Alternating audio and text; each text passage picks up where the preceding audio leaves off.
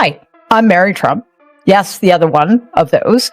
You might know my uncle is the authoritarian, convicted criminal con man currently wrecking the country from the safety of the Oval Office, but for the vast majority of my life, I've just known him as a fucking loser. Unlike most political commentators, Mary Trump Donald, Trump's niece brings insider knowledge to the table. She is the daughter of Fred Trump Jr. Donald's older brother, who was once the rightful heir to the Trump empire, yet he was sidelined and scorned by both his father, Fred Tesser, and his younger brother Donald for lacking the ruthlessness. They demanded Mary's words stand as testimony from inside a dynasty fractured by its own ambitions. It was in that environment that Donald Trump's psychological issues first began to surface in childhood. The only way Donald has changed, because he was always a bully, even when we were in the backyard playing baseball in his late 20s and I'm a little 6-year-old kid, he would still throw the ball as hard as he could at me.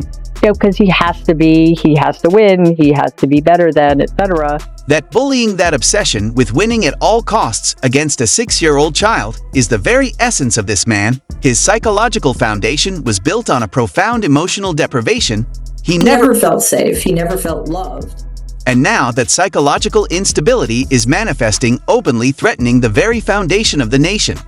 But in terms of his functioning on a cognitive level, absolutely there's been deterioration. I mean, Donald is somebody who has had severe psychiatric disorders for decades that have remained untreated, and any illness you have that you don't treat will worsen.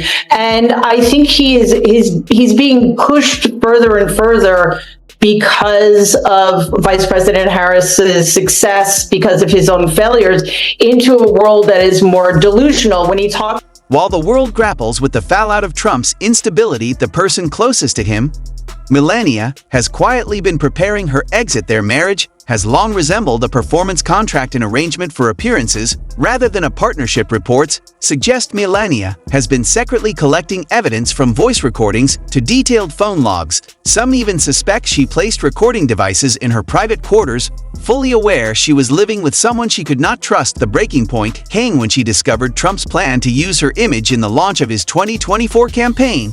Without her consent, according to Mary, Melania exploded in anger, shouting, "I am not your prop." Immediately afterward, she abruptly altered her travel schedule and disappeared into silence for 48 hours. Even Secret Service agents were told not to bring up the campaign around her. The situation revealed just how fragile things had become, and Trump, in his paranoia, quickly recognized the threat she posed. The first Trump term, which I call Shit Show 1, was was an assault on the rule of law, but it was only like it was like cancer. It was like a stage 1, maybe stage 2. We got to stage 2 right around January 6th. Now he's back. We're at stage 3. Stage 3 is basically where we are ignoring laws. And so that's stage 3. Stage 4 is going to be, well, these courts are telling me not to obey orders. Why should I don't want to obey the law, so why am I obeying the courts? And stage 4 is metastasis. Stage 4 is when democracy can die. The American people are confronting more than just a politician. They are facing a disease that threatens the very survival of democracy. At its core lies one of America's oldest sins, with the Trump family serving as its extreme embodiment. Misogyny is so woven into the fabric of our institutions, our culture, our way of life, that it's barely even recognized anymore. Society like this, a man such as Trump can dismiss, harass, and assault more than 23 women and still ascend to the highest office. Meanwhile, a woman like Melania is forced to rely on secrecy and caution simply to protect herself. According to Mary Trump, their marriage is nothing more than a staged arrangement, a contract crafted for public image and brand management, stripped of genuine emotion. Melania, having long since given up, is now quietly planning for a future beyond Trump. If we let him anywhere near the levers of power again, that would be one of the worst mistakes this country could ever make. And I believe at that point, the American experiment would be over. The downfall of the Trump family is no longer just a private tragedy, it stands as a warning of a nation's potential collapse. The fate of the American democratic experiment now hangs in the balance, and its survival depends on whether we choose to confront reality or continue to look away. around the world have done and take the Trump name off. It's not anti-feminist to say that in addition to doing everything men can do intellectually, women also have another power, the power of the ultimatum. Getting men to change their destructive ways by threatening to leave them, humiliate them, or cut them off in bed, it's a tale as old as time. In the ancient Greek play Lysistrata, women end a war by denying sex to their men. Bill Maher, the HBO comedian and political commentator, seized on rumors of cracks in the Trump marriage to jab directly at Trump's ego. Reports say Trump erupted backstage, slamming the table and demanding loyalty tests from those around him. The outburst revealed his deep obsession with public image, the same fixation that once drove him as president to lash out on Twitter at Nordstrom for dropping his daughter's products. But Maher didn't stop there. He escalated the mockery with a bold and provocative public challenge. The strain in their marriage has become impossible to ignore, turning into a matter of public discussion. Hellboy has proved to be impervious to facts, reason, shame, and the law. But maybe if you left him for another man, especially if that man was Mexican,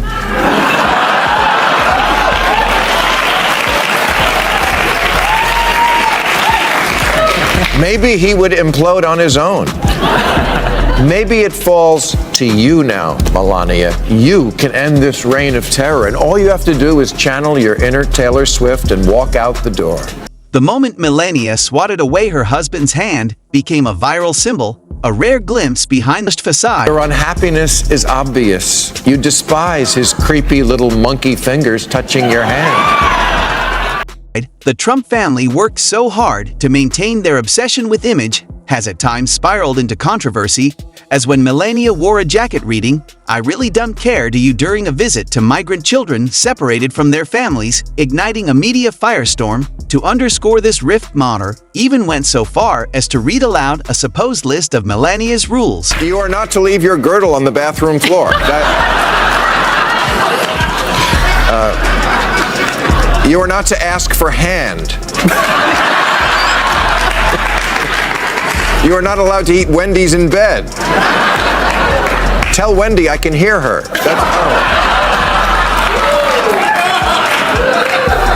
You are not to ever again mention the bride catalog's return policy.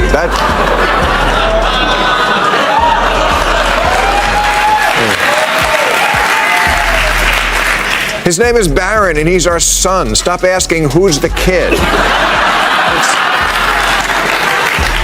You must at least consider drinking, or whatever else will put you to sleep. When I say I love you, do not reply with "you're welcome." Speech this month to a joint session of Congress, he claimed the government had spent $8 million making mice transgender. It did not. The $8 million was for transgenic mice. The issue isn't confusion, but the fact that no one dares to correct him. What's worrisome about it is that nobody around the president would dare tell him that transgenic is not transgender. It makes you think that if Trump came down one day and his fly was open, Republicans wouldn't tell him. They'd just start showing up with their fly